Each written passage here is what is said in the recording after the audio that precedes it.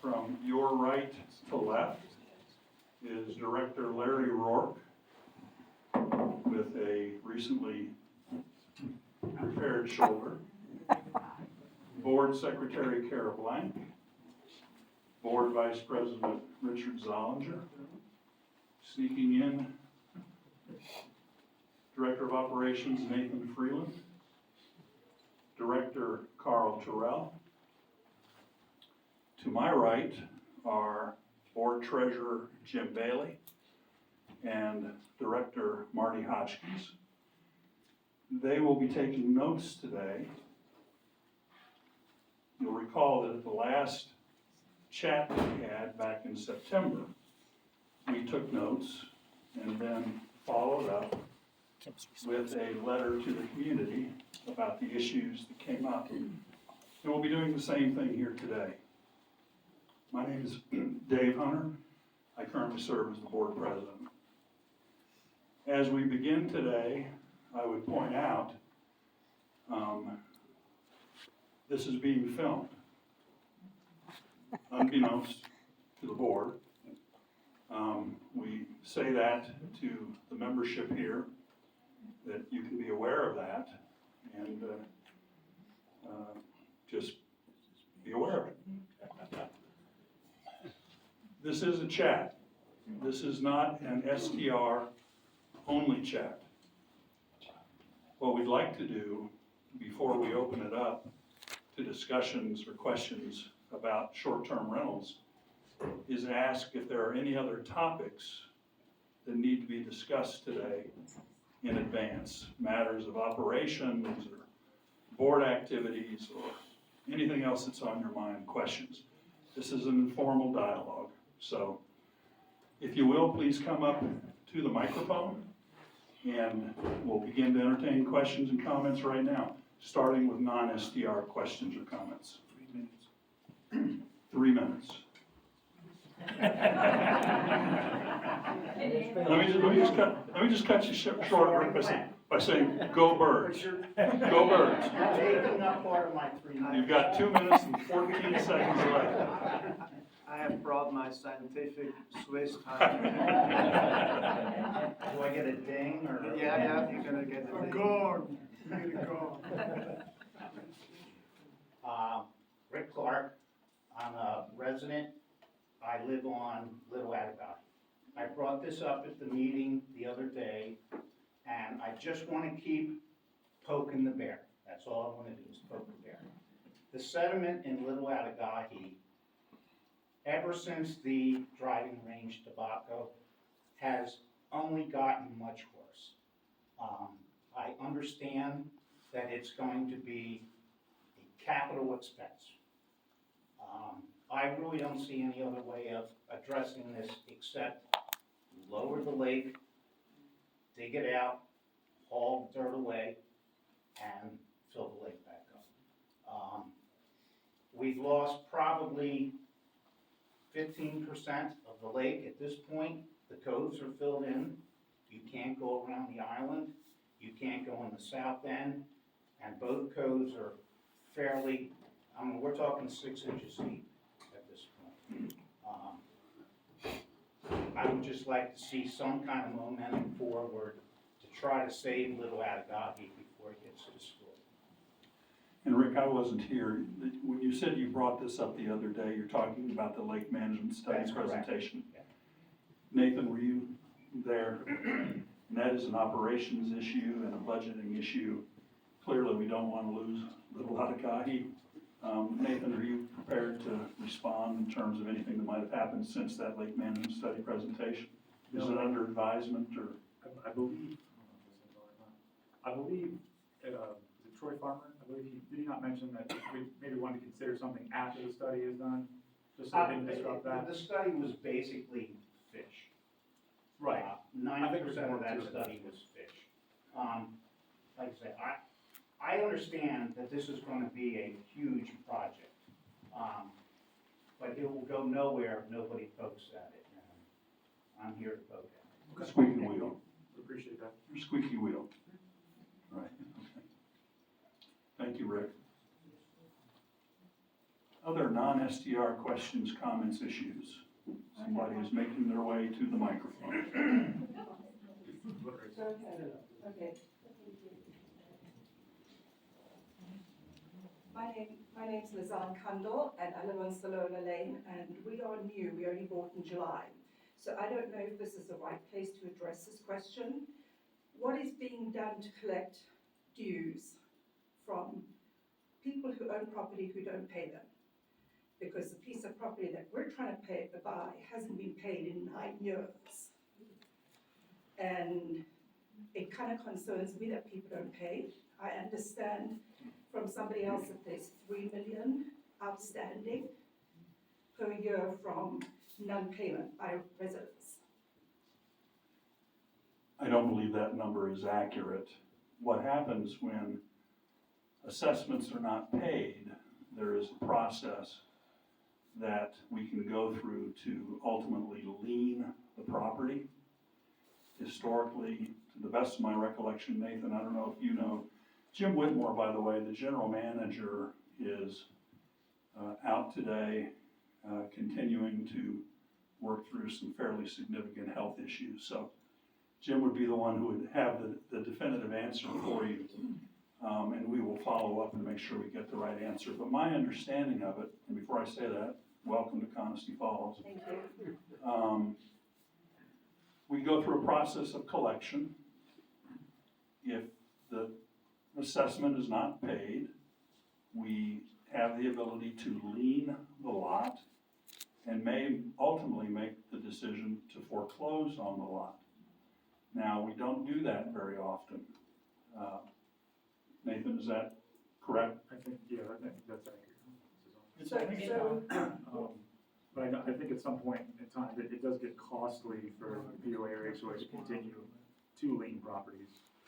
So at what point do you start leaning? I mean, 9 years is a long time. Too long. That's a lot of money. 100%. And he also has to pay tax counties, county taxes, but that's a whole nother issue. So, I'm just kind of trying to figure out, are we gonna be held liable for that if we try and buy this property? No. So, how long's too long? I'm gonna sit down. Yeah, we'll get an answer for Yeah, you. we'll get an answer for you from Jim Whitmore, who is very much on top of these details. But there is a cost associated with foreclosing on liens, and so there's a balancing act. If memory serves me correctly, which is increasingly in question, it's about $5,000 to foreclose on a lot.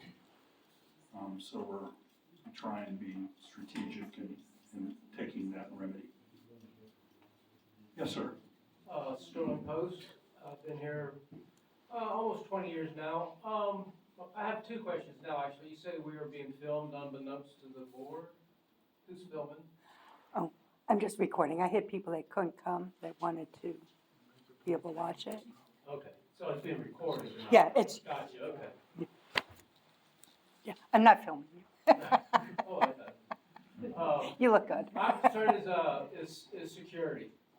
Case in point, I was leaving a few weeks ago and car pulls up to the owner's side and here comes a big van with all the ladders stacked up, right on. Gate goes up, they go through and he goes through and I'm like, wife and I were in the car just watching this. He waves at me and goes on. So I stopped at the security gate and I said, did you not just see what just happened? She goes, yeah, I saw that, but the problem is the contractors are hiring people without driver's license and they're coming in. So I just think security needs to be looked at in many ways. And that's just one example, I think, needs to be looked at. Thanks, Sterling. Chief Mike West is with us here today. Mike, do you have any response to that, or would you like to respond to that? Well, I don't know exactly what the situation was, but if the person went through the gate, it could be that we recognized it from earlier in the day. It could be that it's a person who, if a vehicle is marked, they go in, could be they piggyback. I don't know, I'd have to look at the film from that day to tell you. But, yeah, there are some issues with people piggybacking. There are issues with issue with piggybacking is we have to be there when it happens to catch them. Because once they get through the gate and up the hill, they can be anywhere on the property. If I have an officer that can respond immediately, we can catch piggybackers. At that point, we determine who they are, who they work for, and we can pull a pass, we can keep them from coming on the property. As I said, for your particular instance, I don't know. Well, she actually said that she was going to write you, and Yeah, she said y'all have a actually she picture was of gonna- everybody that goes through. We do have a picture of the exact number of people that come through. So, we work on piggybacking as often as we can. That is an issue that's been here since I've been here for 6 years. I know it's probably not the answer you want, that's the answer. Well, a solution might be a salary board. Spend a lot of money doing other things. Go down, and they come down, and you go out, and then. Mike, is this something that's happening frequently to your knowledge? It happens more often than I want it to, yes, but it's, I don't know if frequent's the right word, it does happen. Probably weekly, But if you stop, probably, and somebody's behind you, and they're a homeowner, some of them can do very good. right. That is a solution that we tried before, and it didn't work too well, was to have people stop on the other side of the gate and let the gate drop behind you. But that led to some, kerfuffles between residents. They would, stop and have words with each other over that. It's a low-cost solution, but it's also controversial. We have heard a recommendation now for a sally port, and that's something that perhaps we might want to bring forward to the administration and consider as a possible solution. One more thing, why sometimes does the gate come down really fast, and other times I can get all the way up, all the way up the hill, and it finally comes down. Sometimes it's like I can see it.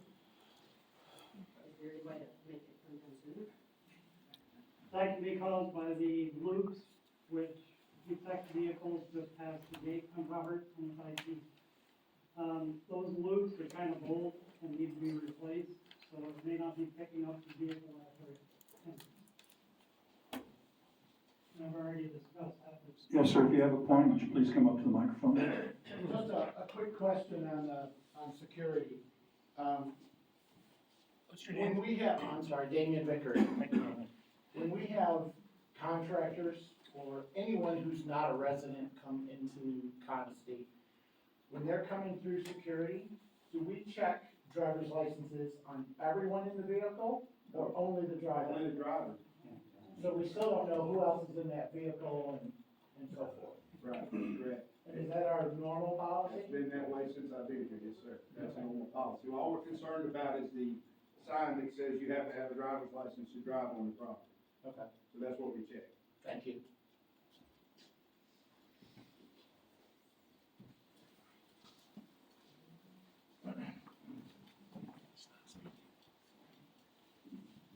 I'm Brian Duck, and there's two issues, one to follow up on the piggybacking. Last week I was trying to get away from my wife. She clearly piggybacked right behind me.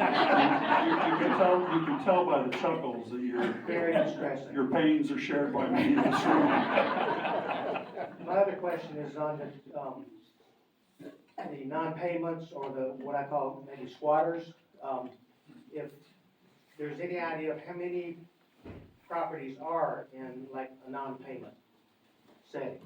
Yes, we have an up-to-date list of those. Actually, I believe it's included that information is included in the budget, is it not? How many are assessment, how many are paying, how many are not paying? I know that the board sees that. The number right offhand does not come to the surface, but we do have a number. I see Carl Burkhardt in the back room. Carl, I seem to recall a number of years ago, when you were on the board, that we charged off a bunch of these delinquent accounts, did we not? I have no recollection of anything that happened when I was on the board. That's what's known as a leadership best practice. What are you talking about?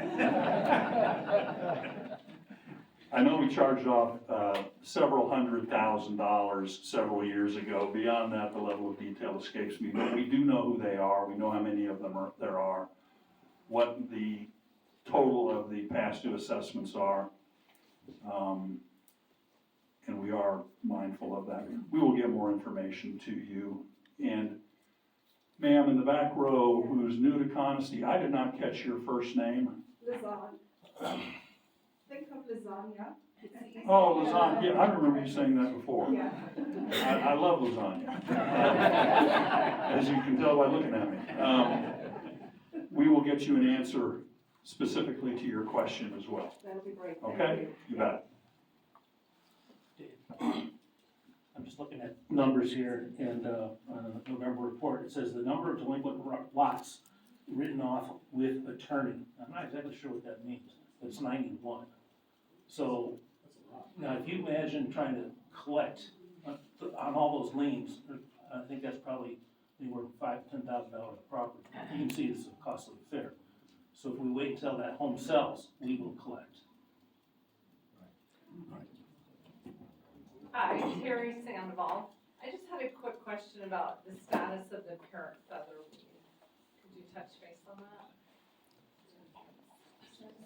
The parent feather lien. I was not at the lake management presentation. We treated for parrot feather. It's a seasonal. I see Mitch nodding his head. Mitch is probably much more conversant on this than I. Mitch, do you want to take a shot at answering this? Yeah, it's, I was on the subcommittee. We are on the third chemical.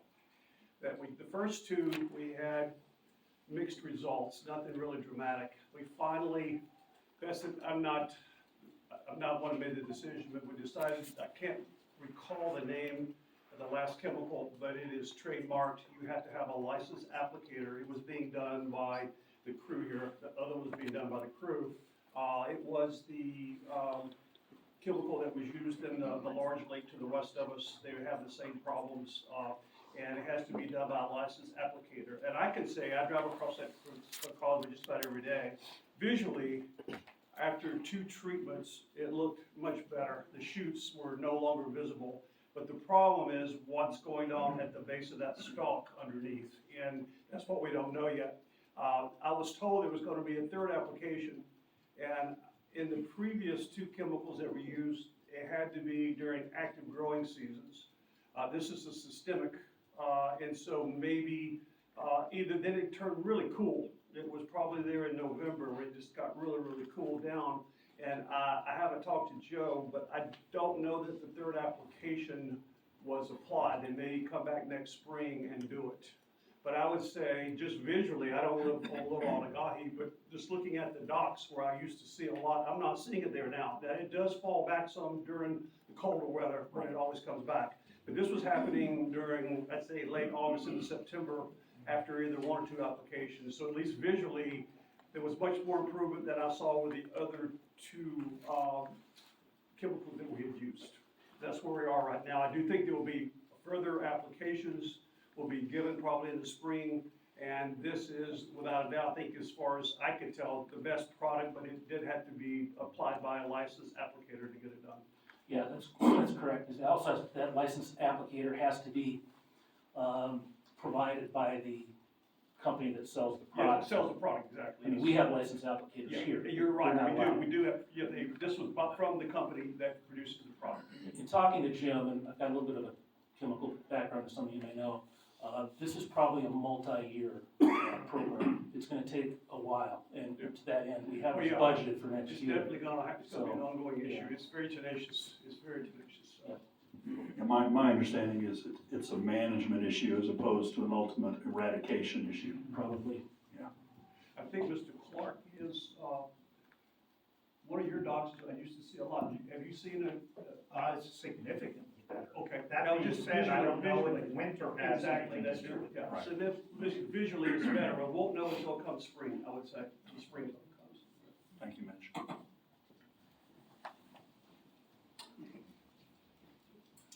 I'm Greg Gruber. I have kind of a question piggybacking the squatter issue. Do the people that own the properties that have liens on those properties, do they still have access to the amenities that are at Coniston Falls? I don't know the answer to that. think it's part of the delinquent process, accounting, I think it's part of the delinquent process, accounting goes ahead and preemptively shuts off RFIDs, shuts off, fobs, so they do not have access to the amenities. They have access to their property. Correct, you can't prevent that. And if the fob shut off or the barcode, they have to be let in manually. But I think Nathan's right, they can't get into this building or anything like So if they play golf, they're charged as a non-resident? that. Don't know the answer to that one, Greg. If they were delinquent, yes. If they're delinquent, yeah, just the people that are delinquent. Okay. Thank you. Welcome. Thank you. My name's Lenny Bird, I'm 110 Mosley Court. I don't want to be beating this, fees and arrears to death, but, the number of the gentleman here to the left, I apologize, I can't remember your name, but. Jim Bailey. Jim, is, I thought I heard a number of 91, that, for the size of this community, that is just over the top, too many. And we've got some smart people on this board and in this room and in this community, and I know somebody can put together a plan to say, let's do this, let's handle this efficiently, because we just can't have 91 people that just say, I'm not gonna pay my bill. It's not acceptable, so y'all need to figure it out, and I'd like somebody at some point, put a, I don't know, task force or whatever, to report back about how, the status of it, what we're doing about it, and how we're gonna address it, so. The other question I had, and other thing I want to say, I want to thank everybody, because I know this is not, you're not, except this gentleman down here, not paying for this work.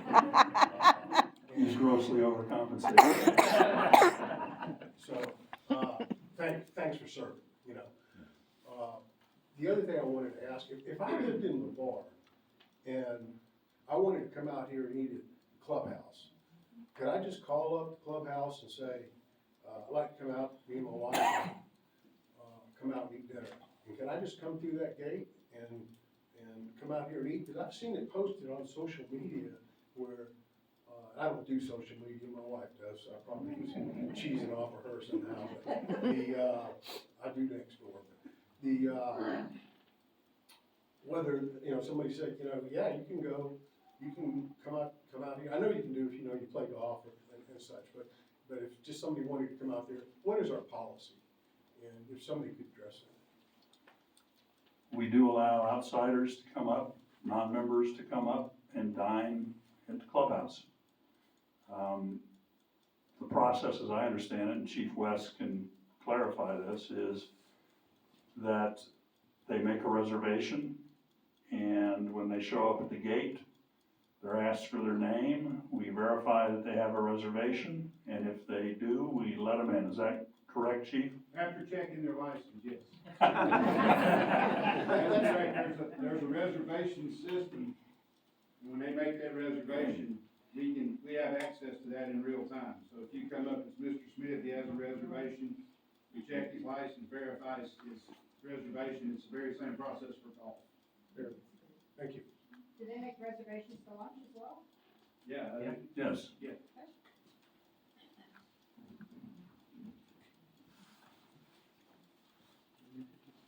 Motion to adjourn? Any other questions of a non-STR nature? I've got one. Come on up. Should be a very quick answer. My name's Richard Smith, I'm on Gosca Court. Looking over the budget, I'm looking at what we pay for an improved property versus an unimproved. So my question is this, how many unimproved properties are there?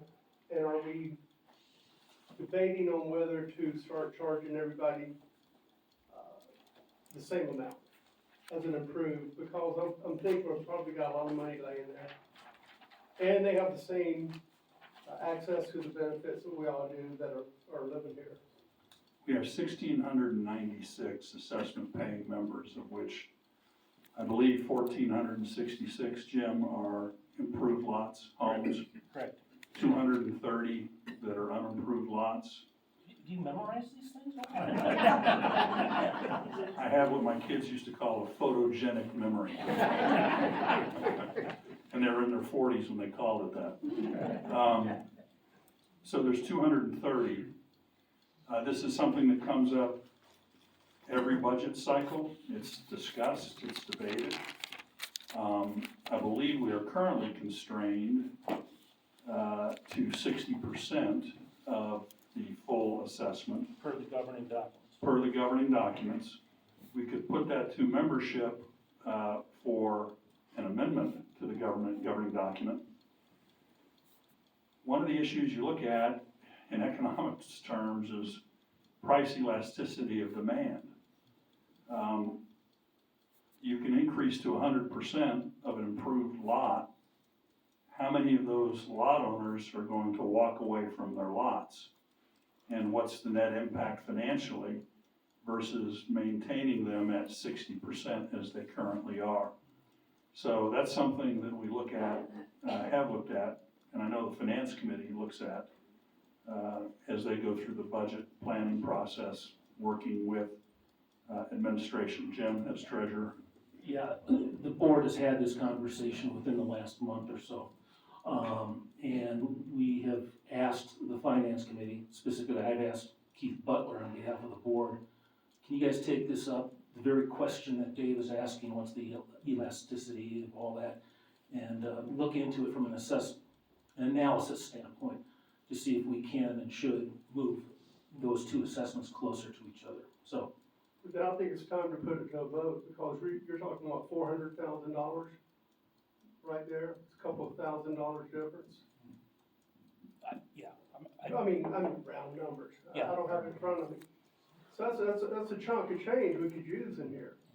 And you know, I've had a number of guys, most recently a guy who's a service guy with a company I won't mention, but he said, yeah, I bought a lot in here just so I can use the pool, the courts, the wellness center. Well, he has to of course, join the wellness, go fishing. And I'm like, this guy does exactly what I do, and I'm paying the full amount, and I'm a resident owner in here. So I think what we should do is consider that. And if some of them leave, so be it. And again, it is something that we consider annually at least in the budget preparation process. Yeah. All right, thanks. But isn't it true that some of those lots you wouldn't want to live on? And that's, you know, we're getting something from them by having an owner. If we don't allow that, nothing. That's another good point, Howard.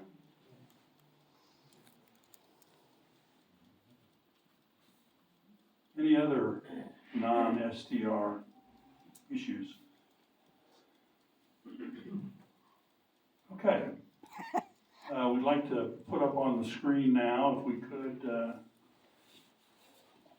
kind of the board's feeling about our role in dealing with short-term rentals. And we are not, the board is not in the business of preserving STRs or in the business of eliminating STRs.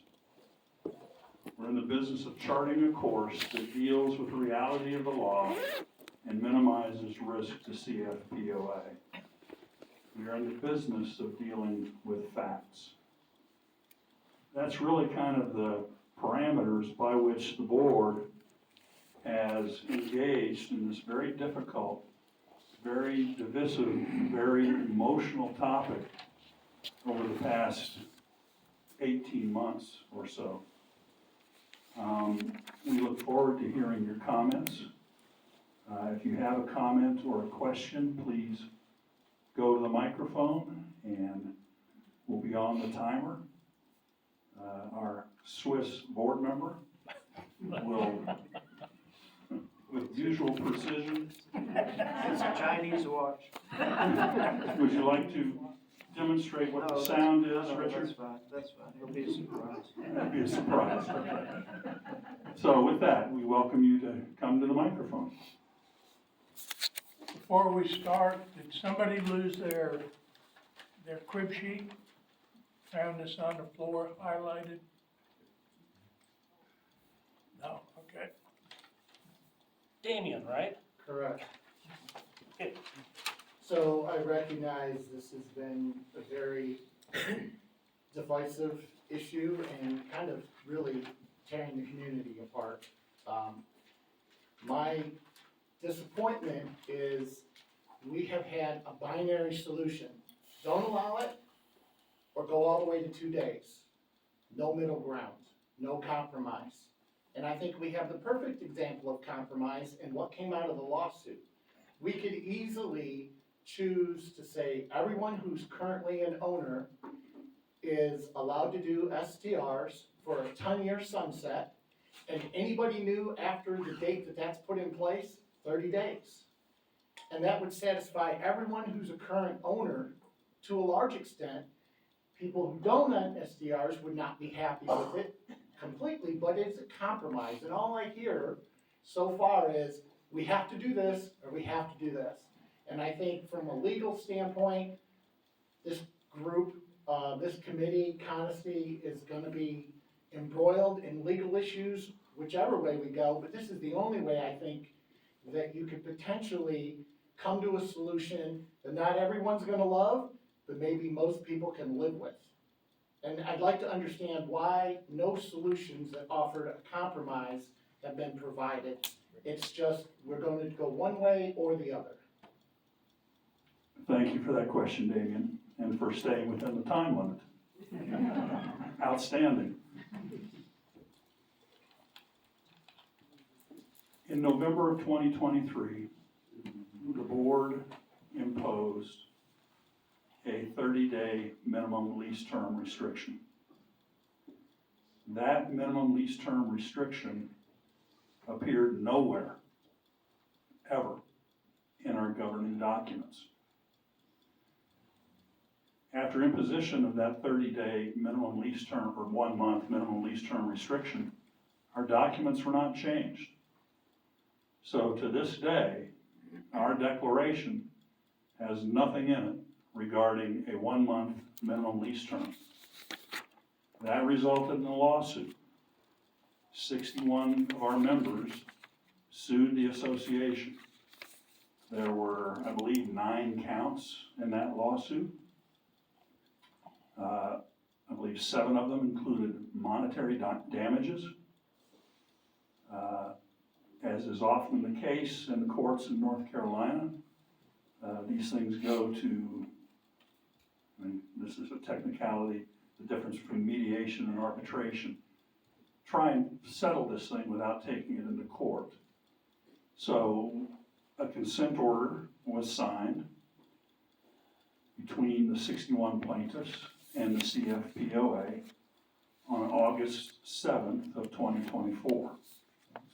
On August 6th, the day before of 2024, the North Carolina Court of Appeals issued a ruling in the case of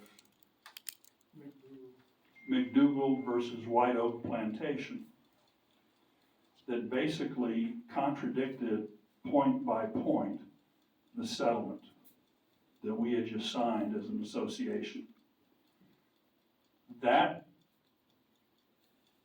case law was forwarded to the board on August 14th of 2024 to a board member who is no longer on the board, who forwarded it to the rest of the board with the caption, "Not favorable to Conisty Falls," is what it said.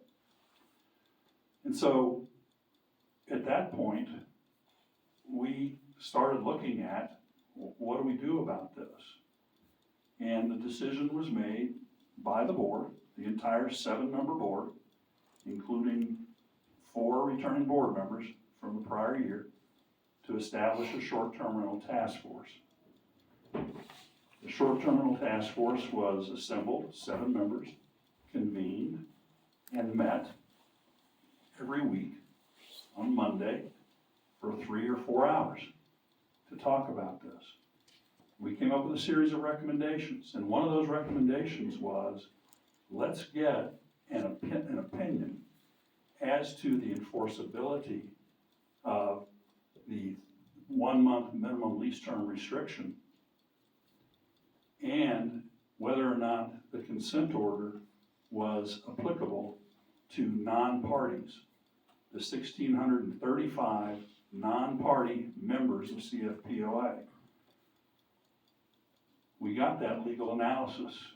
We did not want a legal argument. We didn't go to the attorney and say, here's what we want to test. We said, we want you to analyze the law. And they came back with this independent, objective legal analysis, which was consistent with a legal analysis we received back in 2016 and 2017 from our then counsel, Robert Dungan, who said, if you try to impose anything greater than a 2-day minimum lease term, it is likely to be overturned in court. We were told that in 2017, we were told that in 2025. Legal counsel, independent, objective legal analysis. That's why it's the 2-night minimum that we're recommending. Because what we've said we want to do is minimize the risk of successful future litigation against the POA, maximize the likelihood that our covenants will be found to be enforceable if challenged in court, and protect the Conisty lifestyle to the maximum degree allowable under the law without impinging private property rights. So that's where we are. That's why it's 2 days and not 7 days or 5 days or 14 days. Let me also mention just real quickly. November year to date, 2025, we've had 607 short-term leases in this community. And over 3,000 short-term lease nights for an average of 5.7 day leases per lease. That's the average. We don't have many, if any, 1-day leases. But what we want to do is we want to make sure that anything we propose is likely to be defensible if challenged in court, thus the 2 days. So that's the answer as to why it's not 7 days or 14 days or 21 days. So, a quick follow-up to that then, 2-part.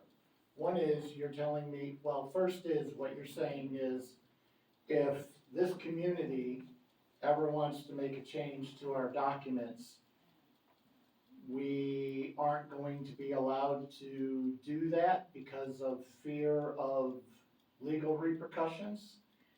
And then my second question is, so what happens if this measure to go to 2 days is voted down? Does this end, we're done, no more, and that's the way it's gonna be? Are we gonna reinforce, if we vote it down, are we gonna go back and reinforce our document so that it's very clearly 30 days? Now you're gonna have everybody who's currently bought in here to do STRs very angry, but when you buy into an HOA, that's part of what you buy into, is the rules can change if the community decides on a majority vote to make a change. And I don't understand, and I understand people don't like that, but that's a fact of us buying into this type of a community. Go ahead. We have the original covenants from 1971, when this community was formed. Those covenants are a contract. And when you purchase here, you purchase into a contract. And those covenants contained no restrictions against rentals. In fact, the original covenants contained language reflecting the reality that folks who purchased here intended to rent. And in fact, we have a history in this community of, I think it's 40 or 50% of the ownership owns their homes here as a second home. Second homeowners, it's not uncommon that they desire to rent their property when they're not here. So, the case law of North Carolina is really quite clear that you can amend the covenants, but the covenants must be reasonable in light of the original contractual intent. And the original contractual intent allowed owners here to lease their property, but it's even more than that. It's a common law right. It goes way back to the origins of English common law and American common law, that when you own a property, among your property rights is the right to lease the property out. So that is the uphill battle that we face to the extent we wish to restrict STRs. And as it says up here, we're not in the business of preserving STRs or eliminating STRs. We're in the business of dealing with the reality of what the law is. None of the members of this board, somebody has asked this question, none of the members on this board own STRs. We have no self-interest. Our sole purpose is to chart a course that complies with the law, that fosters the lifestyle that we wish within the boundaries of the law. And your second question was, help me there again. If this measure is voted down, is the issue settled? Where do we go from there? I mean, There is a pending lawsuit, and the pending lawsuit is challenging the enforceability of the consent order. We anticipate. Yes, to non-parties. The plaintiff in that lawsuit is a non-party to the consent order, and that plaintiff is saying to the court, hey, I didn't participate in this consent order. How can I be bound by this consent order? Please release me from this consent order so that I may rent my property without restrictions, without the 1 month restriction. So there's gonna be possibly a settlement, but possibly a ruling from the court. So that's where this will go. Now, if the amendment passes, then that lawsuit will be rendered no longer necessary. The legal term is moot. It will be moot because he will have gotten what he asked for, which is not to be bound by the consent order as a practical matter. If the amendment does not pass, then his lawsuit will go forward.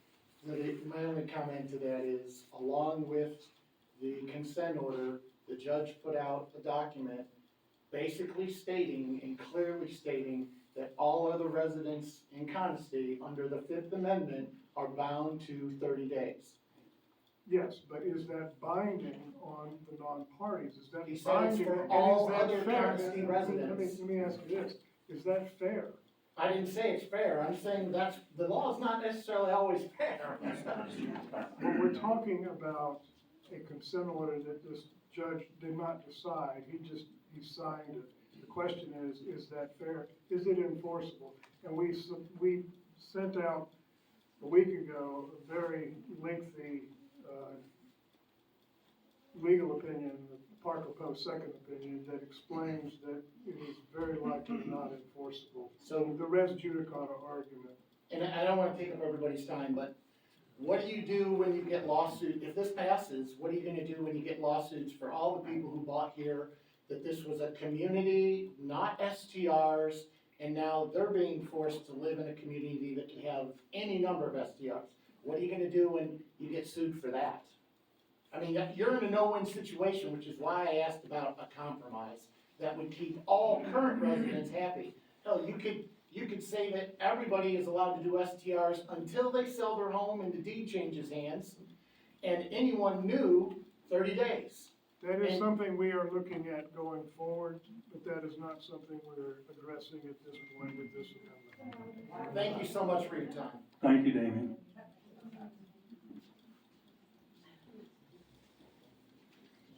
Howard Cole. So, that coming through, my short-term memory, may not be as good as it used to be, but I've got a couple of points to make anyway. I was gonna save most of my comments about STRs for the big meeting, and I will. I just wanna make a couple of points.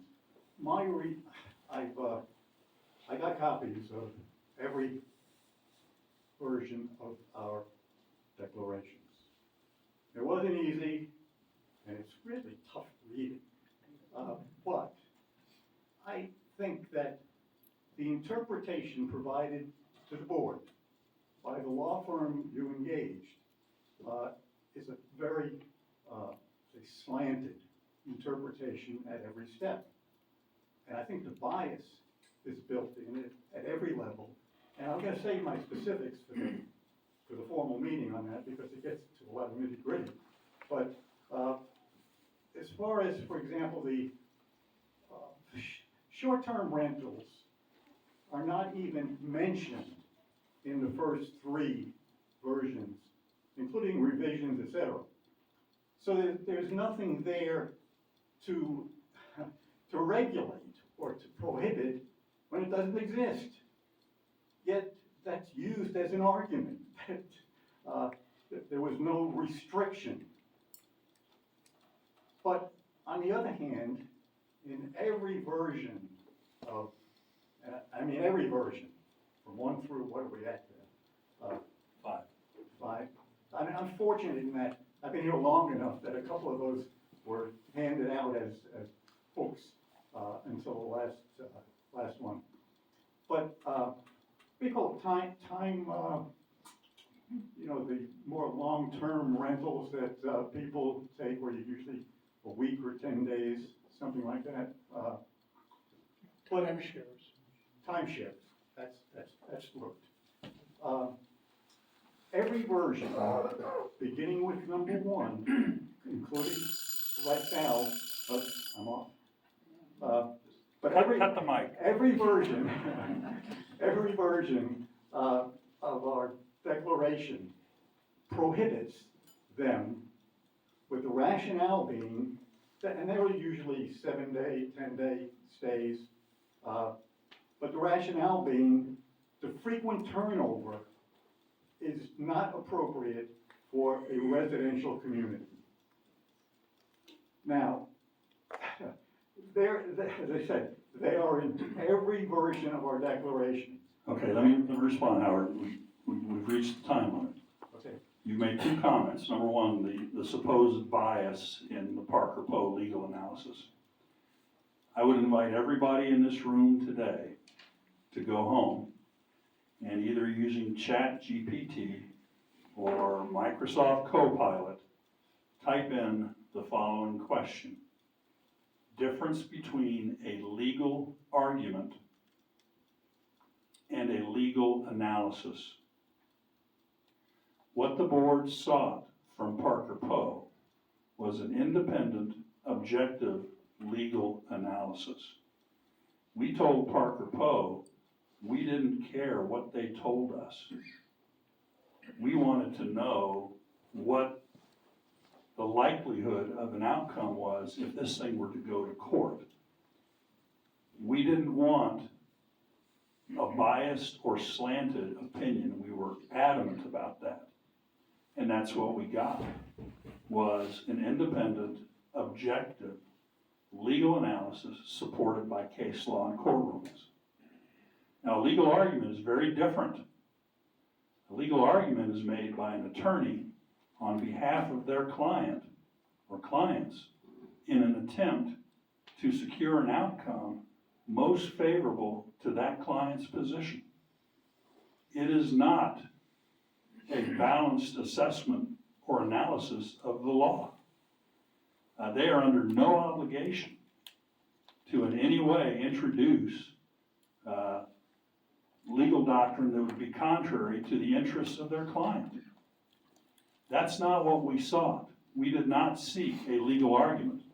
Now, the letter that was sought by the unnamed anonymous group that secured an opinion self-discloses as a legal argument. The attorney says right in the letter, I have been engaged by a group, unnamed, anonymous, not sure how many of them there are, Conisty Falls members who are opposed to what the board is doing. And they made their argument. An argument is something you make in court in front of a judge. And if we were in court and that argument was being made, we would make an argument in response to that, okay? That's not what Parker Poe was all about. We insisted on independent, objective, supported by case law and court rulings, legal analysis, not an argument. So I would disagree with your assessment that it's slanted. and in favor of any one But I position. gave you a specific. The timeshares are typically 7, 10 days. A timeshare is not the same thing. It's not. It's not the same thing as a fee simple, owner of real estate leasing out their home. It's not the same thing. It's not the same ownership structure. There's not the same rights and privileges associated with timeshare. It's a totally different thing. And one of the things that the courts have consistently held is that there can't be any ambiguity. There has to be precision in the definition and in the amendment to the declaration. Timeshares have nothing to do with an owner of a home renting, leasing out their home. They're not the same What thing. I'm saying is the rationale for a 2-day rental in the face of allowing timeshares for 7 to 10-day rentals on the ground, not allowing them, on the grounds that it disturbs the members, the residents, with the frequent turnover. Now, if 7 days or 10 days is too much turnover time for a residential community, then surely 2 days can't be acceptable. And I mean, they're in the same documents. And that one is in every version of our declaration from 1 to today. And I stand by what I said. I don't know. They are a totally different But there's one animal. common element. Those are folks who are staying here for a while as guests. Okay. Right? And in one case, we say 7 days is too little time. The board will stand by the legal analysis that is received. Okay. Thank you, Howard. I've taken too much time, but I have. No, we appreciate your input and your I thought. do have a lot of other concerns about the interpretation. I think it's a biased interpretation by the attorneys that you hired. And it's clear that there's nothing I can say to convince you otherwise. Well, I'll prove it to you. Thank you. Jane Mullis, and I promise to stay within 3 minutes. I'm gonna take the over on that. I'm going to speak fast. There seems to be 2 separate SDR issues that are being lumped together. Those currently renting and opening up the community to all future buyers. In my opinion, like was said earlier, if the real goal is to avoid litigation,